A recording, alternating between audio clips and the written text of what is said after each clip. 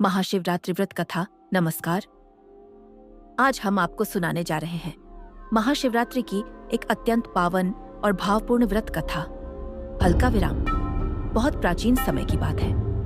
एक घने जंगल के पास एक गरीब और विवश शिकारी अपने परिवार का पालन करने के लिए शिकार किया करता था। उस दिन भी वह सुबह से ही जंगल में भटक रहा था, परंतु पूरे दिन उसे कोई शिकार नहीं मिला। सूर्य अस्त होने लगा और जंगल में अंधकार धीरे धीरे फैलने लगा। हल्की रहस्यमयी ध्वनि अब उसे अपने प्राणों की चिंता सताने लगी। हिंसक पशु, सांप और चारों ओर सन्नाटा। डर के कारण वह पास ही खड़े एक बेल के वृक्ष पर चढ़ गया।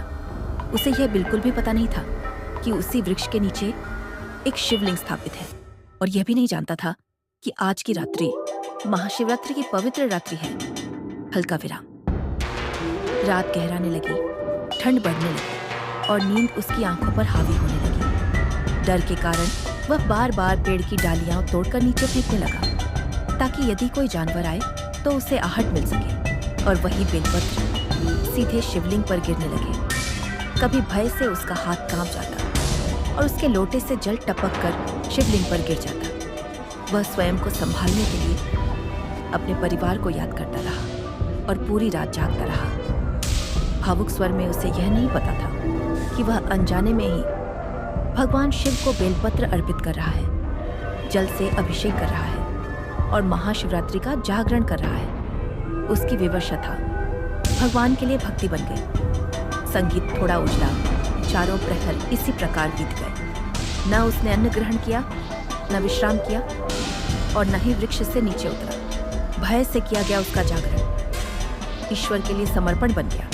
जब प्रातः काल हुआ तो वह सुरक्षित नीचे उतरा और अपने घर लौट गया। हल्का विराम। कुछ समय बाद उस शिकारी का देहांत। यमदूत उसके प्राण लेकर चले आए। उसी क्षण आकाश से दिव्य प्रकाश प्रकट हुआ। दिव्य ध्वनि शिवगण वहां प्रकट हुए और बोले, यह व्यक्ति महाशिवरात्रि की पवित्र रात्रि में पूरी श्रद्धा से भगवान शिव की आराधना कर चुका है। भले ही यह सब उसने अनजाने में किया हो, पर उसका भाव शुद्ध था। यमदूत शांत हो गए और उस साधारण शिकारी को शिवगण अपने साथ शिवलोक ले गए। संगीत भावुक। प्रिय श्रद्धालुओं, इस कथा से हमें यह सीख मिलती है कि भगवान शिव विधि के नहीं, भाव के भूखे हैं। न मंत्रावश्यक हैं, न बड़े कर्म कांड। यदि मन सच्चा हो तो अनजाने में किया गया छोटा सा कर्म भी मनुष्य को मोक्ष का मार्ग दिखा देता है। धीमे स्वर में।